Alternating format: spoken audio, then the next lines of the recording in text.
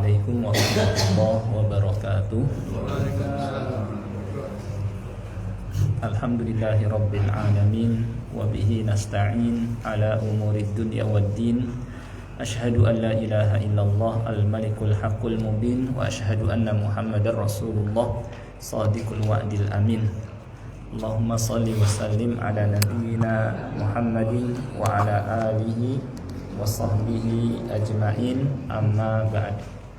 Pertama kita panjatkan puja dan puji syukur kehadirat Allah Subhanahu wa taala atas segala nikmat yang terus Dia limpahkan kepada kita semua, terutama adalah nikmat Islam, nikmat iman, nikmat hidayah, nikmat taufik, nikmat sehat wal afiat, dan nikmat-nikmat lainnya yang sama-sama kita rasakan, yang semuanya patut untuk kita syukuri. Salawat dan salam tidak lupa kita sampaikan kepada Nabi kita, Nabi Muhammad sallallahu alaihi wasallam, kepada keluarganya, para sahabatnya, dan orang-orang yang mengikutinya hingga hari kiamat. Seperti biasa, sepekan sekali Jumat malam Sabtu kita mempelajari tafsir Al-Quran sedikit-sedikit agar kandungan Al-Quran semakin kita pahami, dan dengan begitu kita dapat mengamalkan dalam kehidupan sehari-hari, di mana Allah Subhanahu wa taala turunkan Al-Qur'an sebagai hudal lil muttaqin, petunjuk bagi orang-orang yang bertakwa, dan hudal linnas secara umum, petunjuk bagi manusia. Ya, akan tetapi di antara sekian manusia, orang-orang yang bertakwalah yang mau menjadikan sebagai petunjuk hidup mereka. Sehingga Allah khususkan dengan firman-Nya hudal lil muttaqin, petunjuk bagi orang-orang yang bertakwa. Maka bagaimana kita dapat menjadikan sebagai petunjuk dan mengikuti kandungan petunjuk yang ada dalam Al-Quran kalau kita tidak pahami isinya? Maka dengan kita mempelajari tafsir sedikit-sedikit, kita coba memahami isinya sehingga kita dapat mengamalkan dalam kehidupan sehari-hari. Baik, kalau tidak salah kita masuk ke ayat 47 sekarang ya Pak ya. Saya bacakan dulu, bisa diikuti setelah saya baca. A'udzu billahi minasy syaithanir rajim. A'udzu billahi minasy syaithanir rajim.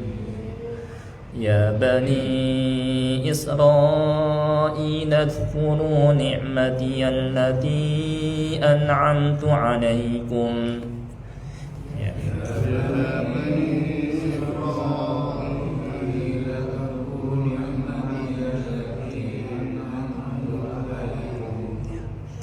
allati an'amtu 'alaikum wa anni faddaltukum 'alal 'alamin. Allati an'amtu 'alaikum wa anni faddaltukum 'alal 'alamin. Wattaqu yawman la tajzi nafsun 'an nafsin syai'an wa la yuqbalu minha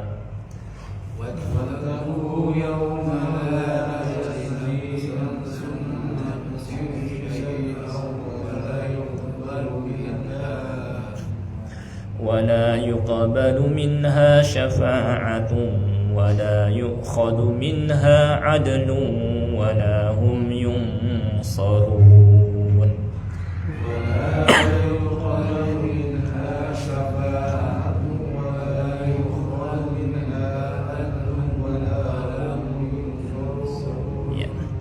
Yungsorun agak tebal, ikhfa mufakhom karena nun ketemu sod.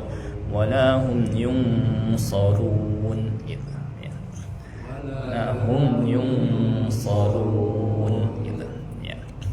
Sambil kita belajar tajwid juga ya, baru kemudian ke tafsir. Baik, sedikit lagi. وَإِذْ نَجَّيْنَاكُمْ مِنْ آلِ فِرْعَوْنَ يَسُومُونَكُمْ سُوءَ الْعَذَابِ وَإِذْ نَجَّيْنَاكُمْ مِنْ آلِ فِرْعَوْنَ يَسُومُونَكُمْ سُوءَ الْعَذَابِ. Ingat yang ada bendera ini namanya mad wajib muttasil. Wajib, nah sesuai dengan namanya wajib, berarti harus 4 atau 5 harokat. Maka dibaca panjang, yasumunakum su'al adab, tidak pendek, su'al adab, wajib maka harus gitu. Silakan. Yasumunakum su'al adab. Ya gitu ya. Baik. Yudabbihuna abna'akum wa yastahyuna nisa'akum. Yudabbihuna abna'akum wa yastahyuna nisa'akum. Wa fi dhalikum bala'un min rabbikum 'azim. Wa fi dhalikum bala'un min rabbikum 'azim. Perhatikan mim ketemu ba namanya ikhfa syafawi. Wa fi ditahan sedikit. Wa fi dzalikum bala'um mir rabbikum 'azim. Dha-nya tebal 'azim. Coba. Wa fi dzalikum bala'um mir rabbikum 'azim. Nah, gitu. Baik, satu lagi. Wa idh faraqna bikumul bahra fa anjaynakum. Wa idh faraqna bikumul bahra fa anjaynakum. Ya. Fa anjaynakum wa aghraqna ala fir'auna wa antum tanzurun. Wa aghraqna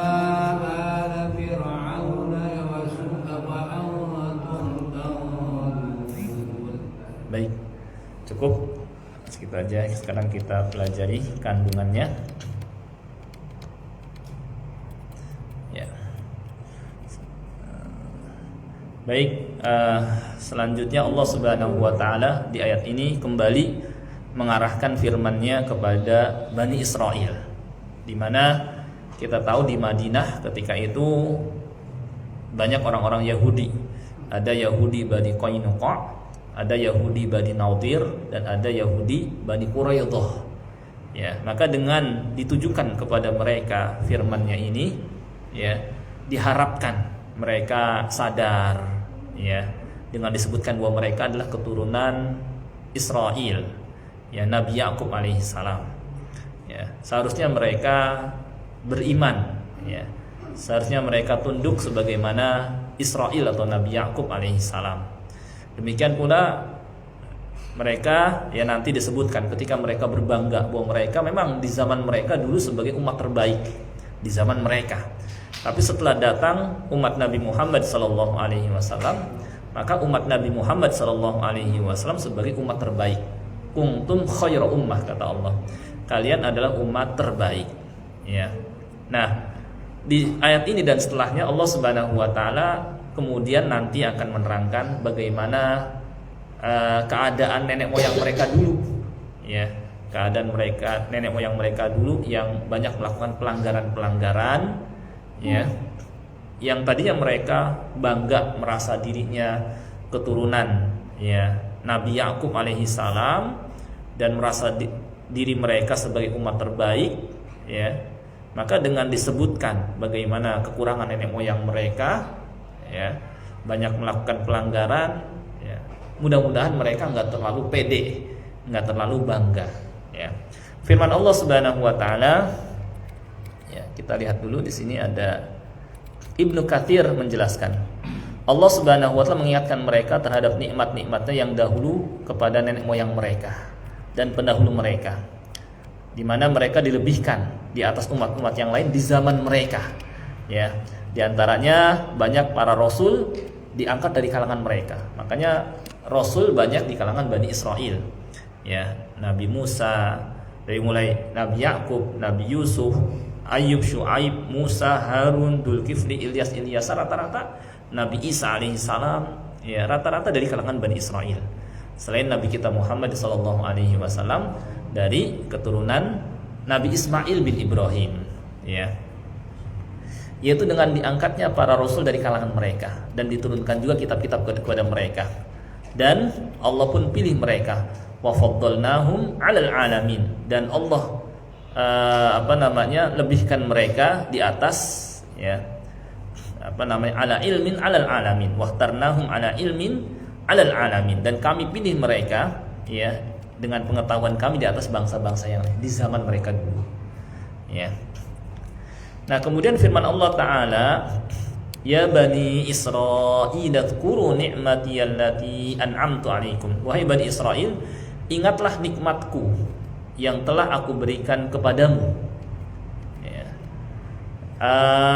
Yang mana nanti akan disebutkan nikmat-nikmatnya, yang mana dengan disebutkan nikmat diharapkan mereka mau bersyukur, ya, bukan malah ya kufur. Di mana di antara nikmat-nikmat yang Allah berikan kepada Bani Israil nanti akan disebutkan dari ayat 49 sampai 57. Jadi setelah ini nanti akan disebutkan. Ya. Yang mana dengan disebutkan nikmat diharapkan mereka mau bersyukur. Ya.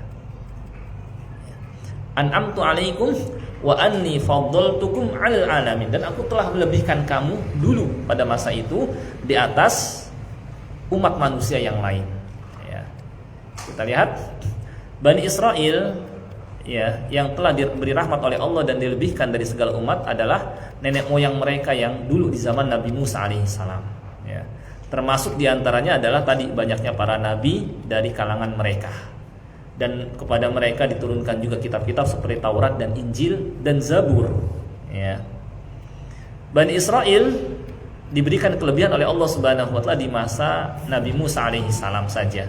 Adapun setelah ada umat Nabi Muhammad SAW, maka umat Nabi Muhammad lebih utama daripada Bani Israil. Ya, sebagaimana firman Allah Ta'ala di surah Ali Imran, kuntum khaira ummah, kalian adalah sebaik-baik umat, yakni umat Nabi Muhammad SAW. Karena mereka ya ta'muruna bil ma'ruf, menyuruh yang ma'ruf, wa tanhauna 'anil munkar, mencegah kemungkaran, wa tu'minuna billah, dan beriman kepada Allah. Ya. Walau amana ahlul kitab lakana khairan lahum. Kalau sekiranya ahli kitab beriman, tentulah hal itu baik bagi mereka. Ya. Dalam walau amana ahlul kitab lakana khairan lahum, ya, di lanjutannya minhum man amana wa minhum wa aktsaruhum, ya, di antara mereka ada yang beriman dan kebanyakan mereka adalah orang yang fasik. Ya. Ini dalam Al-Quran yang menunjukkan bahwa umat Nabi Muhammad SAW lebih utama daripada umat Bani Israil. Sedangkan dalam hadis Rasulullah SAW bersabda, innakum tutimmuna sab'ina ummah, kalian menyempurnakan 70 umat. Antum khairuha wa akramuha 'ala Allah, kalian lebih baik di antara umat-umat yang ada dan paling mulia di sisi Allah Subhanahu wa taala. Jadi kesimpulannya bahwa ya Bani Israil hanyalah sebagai umat terbaik hanya pada masanya dulu, zaman Nabi Musa alaihissalam. Setelah datang umat Nabi Muhammad SAW, maka umat Nabi Muhammad SAW lebih utama. Nah, masih Allah Subhanahu wa taala peringatkan Bani Israil. Ya. Kita lihat dulu footnote 178. Bahwa dalam ayat ini Allah Subhanahu wa taala memberitahukan bahwa mereka jika tetap tidak mau beriman kepada Nabi Muhammad SAW dan tidak mengikuti apa yang beliau bawa, ya, maka nanti ketika mereka menghadap Allah Subhanahu wa taala, jika dalam keadaan seperti itu, ya, kerabat dekat mereka tidak dapat memberikan manfaat apa-apa, tidak bisa nolong. Juga syafaat dari orang-orang yang memiliki kedudukan di antara mereka, syafaat dari orang yang memiliki kedudukan pun tidak bermanfaat bagi mereka, dan bagi mereka azab yang pedih. Demikian pula tidak diterima tebusan apapun dari mereka meskipun sebanyak emas penuh bumi. Ya. Jadi di ayat ini Allah Subhanahu wa taala mengingatkan juga kepada mereka. Wattaqu yauman la tajzi nafsun an nafsin syai'a. Takutlah kamu wahai Bani Israil, ya, terhadap suatu hari yang ketika itu, ya, seseorang tidak seorang pun dapat membela orang lain sedikit pun. Yani ketika ingin memberikan pembelaan maka nggak bisa. Ya. Apa bentuk pembelaannya? Kita lihat ya, tafsir. Yani hal ini sebagaimana firman Allah Ta'ala, alla taziru waziratu wizra ukhra. Ya, nggak bisa orang lain membela dengan memikul dosanya. Demikian pula setiap orang pada hari itu kullu yaumin huwa fi sya'n. atau likulli imri'in minhum yawma idin sya'nu yughni. Setiap orang sibuk atau punya urusan yang penting masing-masing. Jadi maksudnya masing-masing menyelamatkan dirinya dan enggak memikirkan keselamatan orang lain, ya. Sehingga enggak sempat untuk membela orang lain sedikit pun pada hari kiamat. Tidak hanya pembelaan enggak bisa, syafaat pun sama. Wala yuqbalu minha syafa'ah. Syafaat juga sama, tidak diterima. Apa maksudnya? Syafaat ini adalah usaha perantaraan dalam memberikan suatu manfaat bagi orang lain atau menghindarkan suatu madarat bahaya bagi orang lain. Syafaat ini, ya, hanya tidak akan diterima, ya, ketika dari orang kafir, ya. Jadi karena Bani Israel mereka kafir, nggak beriman kepada Nabi Muhammad SAW, maka syafaat antar sesama mereka, bahkan dari Nabi pun, karena mereka kafir, ya, sedangkan orang kafir Allah tidak izinkan diberikan syafaat, maka tidak akan diterima, ya. Jadi nggak bisa dibela dengan biarlah saya pikul dosa kamu, nggak bisa. Kemudian syafaat, ada orang lain mau bela atau yang punya kedudukan atau bahkan nabi sekalipun, bahkan malaikat pun nggak bisa memberikan syafaat kalau orang tersebut tidak diizinkan oleh Allah. Siapa yang tidak diizinkan? Ya orang kafir. Bani Israel jadi kafir karena mereka nggak beriman kepada Nabi Muhammad SAW, gitu ya. Wala yu'khadhu minha adl, dan tebusan apapun tidak akan diterima. Yani apapun upaya untuk menyelamatkan diri, ya, baik dengan apa, kalau harta udah nggak ada lagi, mungkin dengan anak, dengan istri, dengan saudara, dengan kerabat, nggak bisa, ya. Sebagaimana firman Allah Ta'ala, ya, di surah ya, di sini, meskipun dengan harta yang ada di bumi semuanya, ya, dalam Al-Quran, innal ladina kafaru wa matu wa hum kufar fala yuqbala min ahadihim mil'ul ardi dhahaba. Sesungguhnya orang-orang kafir dan mati dalam keadaan kekafirannya, maka tidak akan diterima dari seorang di antara mereka emas, meskipun untuk menebus dirinya dengan emas sepenuh bumi, walaupun dia menebus diri dengan emas sebanyak itu. Bagi mereka azab yang pedih, dan mereka sekali-kali tidak memperoleh penolong.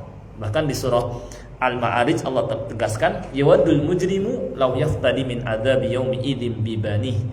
Ketika itu orang yang berdosa ingin sekali menebus dirinya dengan anak-anaknya, nggak bisa, nggak diterima, ya, karena saking tidak siapnya sampai terbalik. Biasanya seseorang rela berkorban untuk anaknya, untuk keluarganya, untuk istrinya, tapi ini sampai saking tidak siapnya memasuki api neraka, ya, kalau bisa menebus dirinya dengan emas pun dia lakukan, nggak diterima. Dengan keluarga nggak juga diterima, dengan anak, dengan istri nggak bisa, ya. Wala yuqbalu minha syafa'atu wala yu'khadhu minha adl wala hum yunsarun, ya, dan mereka tidak juga ditolong, ya, oleh Allah Subhanahu wa taala, ya. Jadi tidak ada seorang pun yang berani maju untuk menolong mereka dan menyelamatkan mereka dari azab. Jadi kesimpulannya adalah bahwa pada hari kiamat sudah masing-masing likulli imri'in minhum yawma idzin sya'nu yughni. Masing-masing sibuk memikirkan keselamatan dirinya.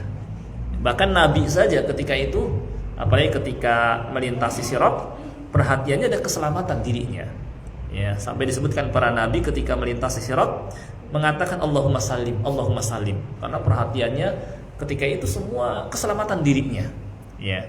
Baru kalau sudah selamat dirinya baru bisa memperhatikan yang lain, ya. Nah, di samping ya, memperhatikan keselamatan dirinya, dari pihak luar pun nggak bisa bantu. Tebusan nggak diterima, pembelaan syafaat, ya, nggak diterima, pembelaan siap memikul dosanya pun nggak diterima, dan nggak ada seorang pun yang berani untuk menolong dan menyelamatkan, ya. Bahkan berhala-berhala yang dahulu mereka sembah juga tidak bisa menolong mereka, ya. Sebagaimana di surah Al-Ahqaf, ya, ayat 28, bal dhallu anhum wa dzalika ifkuhum wa ma kanu yaftarun. Ya, maka mereka yang mereka sembah, maka mengapa yang mereka sembah selain Allah, ya, sebagai Tuhan untuk mendekatkan diri kepada Allah tidak dapat menolong mereka. Bahkan Tuhan-Tuhan itu telah lenyap dari mereka. Itulah akibat kebohongan mereka dan apa yang dahulu mereka ada-adakan.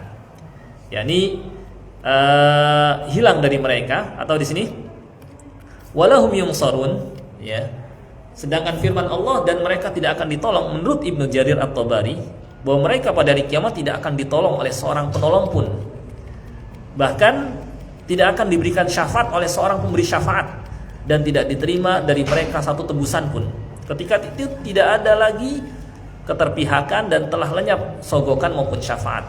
Sikap saling tolong menolong itu pun hilang, dan keputusan dikembalikan kepada Allah Subhanahu wa taala, di mana tidak bermanfaat lagi pemberi syafaat dan para penolong di sisinya, ya.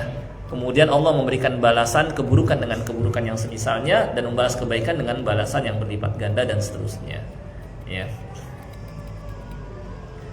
Di sini juga, ayat ini juga menunjukkan kepada kita agar kita tidak bergantung kepada makhluk, karena mereka sama sekali tidak memiliki dan tidak berkuasa apa-apa meskipun seberat darah, ya, sebutir seberat debu pada hari kiamat. Dan agar kita tidak bergantung, ya, kepada selain Allah sebenarnya, dan agar kita bergantung hanya kepada Allah Subhanahu wa taala, karena Dia yang mampu mendatangkan manfaat dan menolak madarat. Oleh karena itu, hendaknya kita beribadah kepada Allah, bergantung kepadanya, dan minta pertolongan hanya kepadanya dalam beribadah, ya. Jadi kesimpulan dari ayat 47 sampai 48 yang barusan kita pelajari adalah, ya, perintah mengingat nikmat Allah Subhanahu wa taala, yang mana dengan mengingat nikmat itu membantu seseorang bersyukur. Sebagaimana ketika Allah perintahkan Bani Israel mengingat nikmat Allah Subhanahu wa taala, diharapkan mereka setelahnya mau bersyukur, ya. Kemudian perintah menjaga diri dari azab Allah dengan beriman, beramal soleh, ya, setelah meninggalkan syirik dan kemaksiatan, atau, ya, dengan bertakwa, ya. Karena takwa itulah yang menjaga seseorang dari azab Allah pada hari kiamat. Demikian pula ayat tadi menetapkan bahwa syafaat tidaklah diberikan kepada orang kafir, tidak diizinkan mereka mendapatkannya, dan bahwa tebusan sebanyak apapun tidak akan diterima, ya, sama sekali pada hari kiamat. Jadi kesimpulan ayat ini, ya Bani Israel, ya, pertama, perintah Allah Subhanahu wa taala kepada mereka agar mereka coba ingat nikmat Allah Subhanahu wa taala yang Allah berikan kepada mereka. Nanti akan disebutkan di ayat 49 sampai 57, ya. Ya, akan disebutkan nikmat-nikmat Allah Subhanahu wa taala yang akan nanti kita baca insyaallah, ya. Sekilas saja di antaranya di sini, ya. Allah selamatkan mereka dari penindasan Fir'aun, di mana Fir'aun sampai menyiksa mereka dengan siksaan yang keras, ya, menyembelih anak laki-laki mereka dan membiarkan hidup yang wanitanya, ya. Jadi di hadapan mereka disembelih anak-anak mereka karena khawatir anak mereka yang laki-laki kalau besar akan menggulingkan kerajaan Fir'aun, ya. Nanti lagi dibelah lautan untuk mereka, dan kemudian mereka bisa melintasi lautan sedangkan Fir'aun tenggelam. Kemudian nikmat Allah lagi, ya, diterima taubat mereka setelah mereka sampai menyembah patung anak sapi karena ditinggal oleh Nabi Musa alaihissalam karena beliau hendak bermunajat kepada Allah, ya. Kemudian nikmat lagi dengan diberikan kitab Taurat, ya, yang di dalamnya terdapat furqan, pembeda antara yang hak dengan yang batil, ya, dan seterusnya, ya. Termasuk juga ketika mereka berada di tengah padang pasir, ya, mereka dinaungi awan sehingga nggak kepanasan. Ketika mereka lapar diberikan manna dan salwa dan nikmat-nikmat lain yang seharusnya hal ini membuat mereka bersyukur kepada Allah Subhanahu wa taala dengan beriman kepada Allah dan Rasulnya, yaitu Nabi Muhammad Sallallahu Alaihi Wasallam. Jadi sesuai sekali dengan kondisi ketika itu, yang mana di Madinah banyak orang-orang Yahudi, ya, banyak orang-orang Yahudi, dan mereka berbangga bahwa mereka adalah umat terbaik. Ya, memang dulu iya, tapi setelah datang umat Nabi Muhammad SAW, maka umat terbaik adalah umat Nabi Muhammad SAW. Ya, jadi itu kira-kira bisa dipahami, Pak. Ya, jadi ini termasuk yang apa? Muhkamat, yang jelas kandungannya. Ya, yang jelas kandungannya, yang dan hunna umul kitab, dan inilah isi pada umumnya Al-Qur'an jelas. Karena memang Allah Subhanahu wa taala uhkimat, memperjelas isi ayatnya gitu ya. Agar manusia ya dapat memahami, dan Allah pun mudahkan. Walaqad yassarnal Qur'ana lidzikri fahal mim muddakir.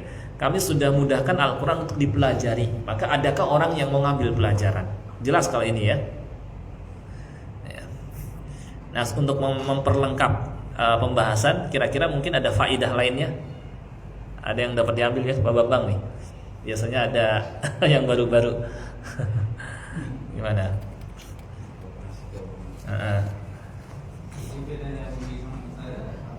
Ya, baik. Yahudi, Israel, dan Bani Israel. Ada 3 nih istilahnya. Pertama Yahudi, Bani Israel, sama Israel, gitu ya. Kalau sekarang udah jadi satu, sama aja. Kalau dulu ada beda, ya. Israel nama Nabi Yakub, nama lain. Bani Israel keturunannya. Cuma sekarang menjadi Israel di satu negara, Israel ya. Ya. Yang kedua, kalau Bani Israel tadi ya, keturunan Nabi Israel, Nabi Yakub, ada apa namanya, Yusuf, terus dan seterusnya. Anak Nabi Israel kan banyak, anak Nabi Yakub banyak, ada 12 anak ya. Ada Bunyamin ya, Yahuda, dan seterusnya. Nah, kalau Yahuda, ada yang mengatakan nisbat kepada Yahuda, salah satu anak Nabi Yakub alaihissalam ya. Sehingga cuma untuk kemudian Yahudi ini istilah untuk semuanya, untuk Israel, Bani Israel, dan orang-orang Yahudi udah jadi satu kesatuan gitu. Dan aslinya mereka bukan agama Yahudi itu istilahnya, tapi agamanya di zaman Nabi Musa ya Islam. Karena ketika itu Nabi Musa dan Bani Israel nyembahnya hanya kepada Allah ya, dan beriman kepada Nabi Musa alaihissalam ya. Tapi ketika Nabi Musa alaihissalam wafat dan kemudian diutus Nabi Isa alaihissalam, mereka ingkar kepada Nabi Isa, jadilah mereka kafir, bukan muslim lagi. Jadi para nabi dan umatnya ketika itu muslim sebenarnya, gitu ya.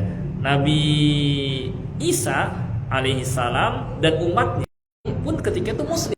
Di zaman Nabi Isa alaihissalam nggak beriman kepada beliau, jadilah kafir. Karena istilah Yahudi Nasrani bukan agama aslinya. Ya. Yahud, ada yang mengatakan tadi dari kata Yahuda, yakni keturunan, nisbat kepada keturunan anak Nabi Yakub yang paling tua namanya Yahuda.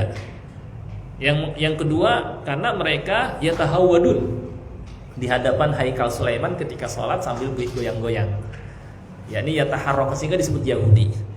Atau pendapat ketiga, karena mereka saat minta kepada Nabi Musa alaihissalam untuk melihat Allah, kemudian mereka disambar petir pada pingsan atau mati, kemudian Allah hidupkan kembali. Setelah itu mereka mengatakan inna hudna ilaik, sebenarnya kami kembali kepada engkau, maka disebutlah Yahuda. Tadinya mereka dulu muslim di zaman Nabi Musa alaihissalam. Nasrani pun sama, muslim di zaman Nabi Isa alaihissalam ya. Nasrani ada yang mengatakan nisbat kepada sebuah tempat Nazaret, tempat tinggal Nabi Isa dan ibunya dulu ya. Ada juga Nasirah bahasa Arabnya. Ada juga yang mengatakan disebut Nasrani karena Nabi Isa alaihissalam pernah menawarkan kepada Hawari, man ansari ilallah, siapa yang mau membantuku menegakkan agama Allah. Qalu, orang-orang Nasrani mengatakan nahnu ansarullah, kami sebagai orang-orang yang siap membela agama Allah, disebutlah Nasrani gitu. Nah itu jadi awalnya Islam ya, Islam untuk agama para nabi semuanya Islam. Bahkan orang Yahudi sendiri mereka ngakui ya. Nah ini ada video, pernah ya kayaknya saya pernah perlihatkan ya, atau belum? Nah ini orang Yahudi sendiri ngakui bahwa di dunia ini sebenarnya nggak ada agama, cuma Islam saja yang ada. Ya, kita lihat di sini pengakuan sejarawan Yahudi bahwa agama para nabi semuanya Islam. Ya. Kita lihat. Tapi dulu sebelum nggak disebut Islam gitu ya? Islam juga. Islam juga. Waktu zaman itu zaman yang sebelum Islam lahir itu jadi udah disebut Islam juga. Islam. Nah, ya.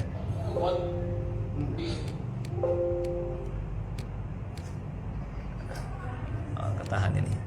Kita cek ulang.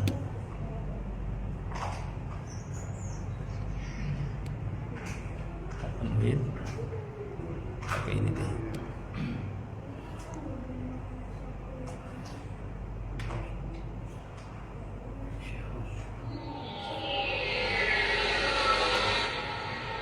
There is a question, is the attitude of Islam to history.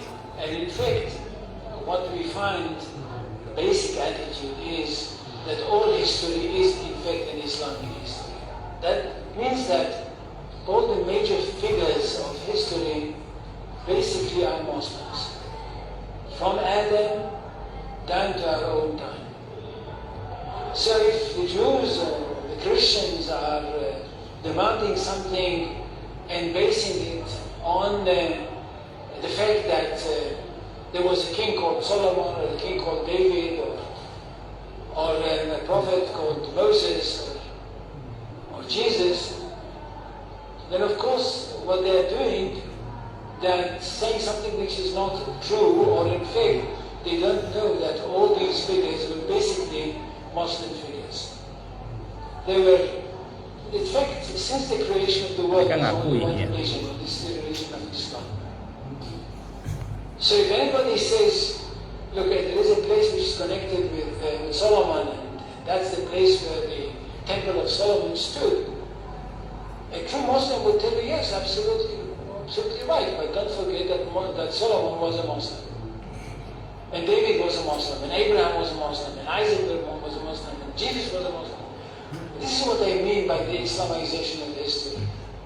And you can understand that through Islamization of history, you've got Islamization of geography. Anywhere which was connected with these people, or with these prophets, which were all Muslims, becomes a Muslim territory. And therefore, when Islam was not in that area before Muhammad came to it, but it should have been there. In that area, I mean in the Middle East or other parts outside the Middle East, which are not Muslim parts. Any place like this had to be freed, not to be conquered, to be liberated. So Islam appeared in history in the time of Muhammad, or reappeared in history from their point of view, reappeared in history as a liberator. And therefore there is no Islamic occupation. If somebody occupied anything, it would be always somebody else, not the Muslims. So there is no Islamic occupation, there is only Islamic liberation. Ya, orang Yahudi ngakui sendiri sebenarnya, tapi mereka ya banyak kan. Bicara Yahudi juga ya? Sejarawan. Tapi dia bukan Muslim. Wallahu alam. Kayaknya sih kalau tampilannya kayak gitu. Bukan Muslim. Iya, padahal kan dalam Al-Quran juga disebutkan alladzina atainahumul kitaba ya'rifunahu kama ya'rifuna abna'ahum.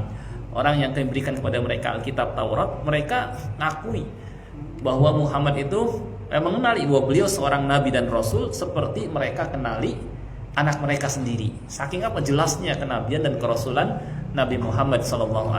Tapi mereka sayangnya nggak mau beriman, itu aja. Sehingga kan jadi alasan sama orang-orang masyarakat itu, berarti orang yang berilmu aja nggak beriman. Maka kami juga kayak orang-orang musyrik, kami juga nggak beriman kepada Nabi Muhammad SAW.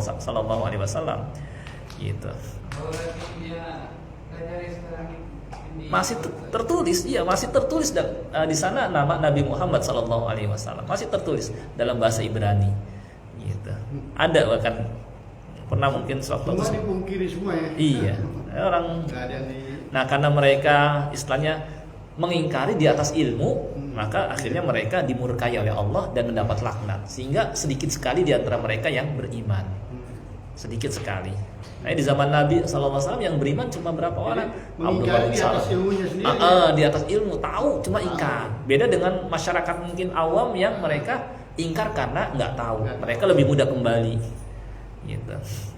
Dijelaskan dalam Al-Baqarah semua Nah itu orang-orang kafir. Gitu ya. Saron itu kalau nggak dulu orang Yahudi. Gimana? Sarannya ya. Iya. Iya betul.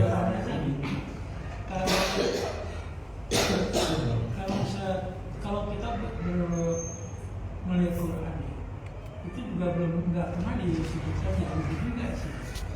Yang ada istilahnya Israel. Jadi suku Israel. Cuma ada kata walang tardo angkal Yahudu Nasara. Ada juga. Selama itu kok yang saya Kebanyakan. Itu kan gini, Allah menyesuaikan kondisi. Jadi kalau untuk Yahudi supaya mereka bisa kembali disadarkan dengan kata-kata ya Bani Israel. Diingatkan bagaimana nenek moyang mereka. Cuma ketika sedang menghabarkan yang lain beda lagi. Walang tardo angkal Yahudu walang Nasara. Jadi melihat situasi kondisi namanya istilahnya kayak ini kan Al-Quran balaghahnya sih tinggi sastranya. Namanya ilmu ma'ani, bagaimana ketika penyampaian melihat situasi dan kondisi. Nah, karena di Madinah kan Al-Baqarah Madaniyah. Banyakkan orang Yahudi dan mereka mungkin disadarkan bisa dengan kalimat diingatkan sama nenek moyang mereka. Lihat nenek moyang mereka dulu gitu. Tapi jadi pertanyaan saya begini Mas. Kira-kira Rasulullah itu pernah nggak mengatakan di dalam Quran dan Al-Quran hadis bahwa mengatakan Bani Israel itu orang Yahudi. Terus yang Isa itu Nasrani. Betul. Kapan kira-kira dinyatakan? Soalnya kalau saya lihat dari awalnya dari kita Nabi Adam maupun dari sampai terakhir Nabi Muhammad itu memang mutlak itu Islam semua. Islam, Betul. Islam aja. Betul. Karena yang sebaik itu nggak ada lain kecuali awalnya. Betul. Cuma jadi permasalahan. Kapan dia terjadinya Kemusyrik. kata-kata Iya, Yahudi Yahudi dan Nasrani. Nasrani. Betul. Karena gini, kalau kita melihat kayak umpaman Siti Khadijah sendiri. Iya, Waraqah bin Naufal. Dan itu tokoh Nasrani, pendeta lah istilahnya ya. Itu Khairah dan waktu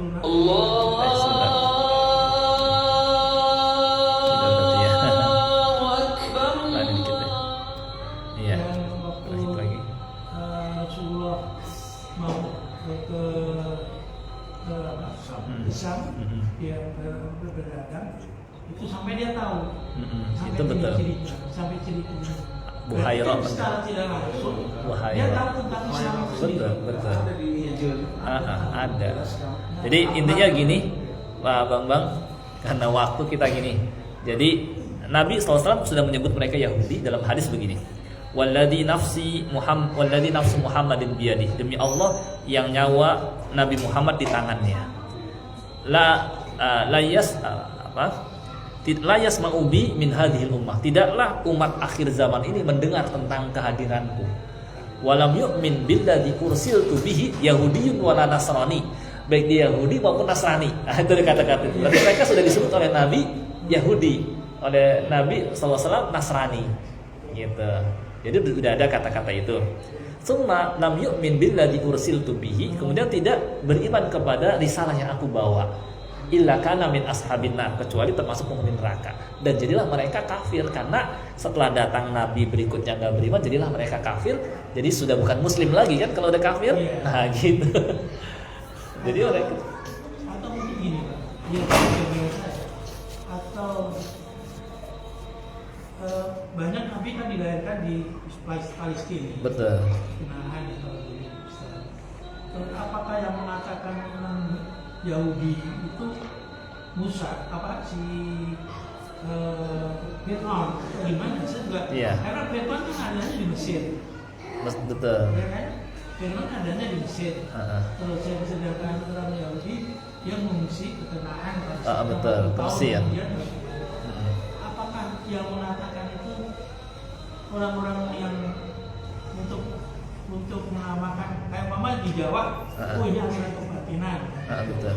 ini aliran Hindu, ataukah orang-orang itu yang mengatakan kita juga nggak ngerti nih. Iya, betul. Karena kan Nabi Musa sendiri di